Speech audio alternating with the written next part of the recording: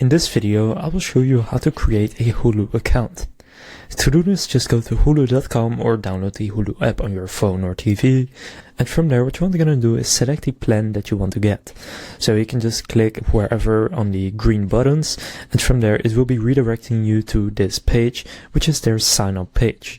Now here, just enter the email that you want to sign up with. Then click continue.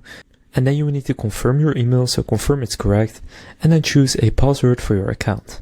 Then enter your name, birth date, and gender. From there, click agree and continue. Now, after you do that, you have already created your account, and you can then select the plan that you want to get.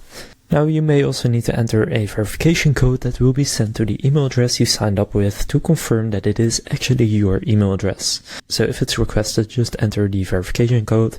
From there, select the plan you want to get, for example, Disney Plus and Hulu bundle, although you can, for example, also get Hulu Live TV, which includes Disney Plus and ESPN Plus, and then just enter your payment details and start your free trial, or confirm the payment depending on if you got a free trial, and then you will have fully created your Hulu account.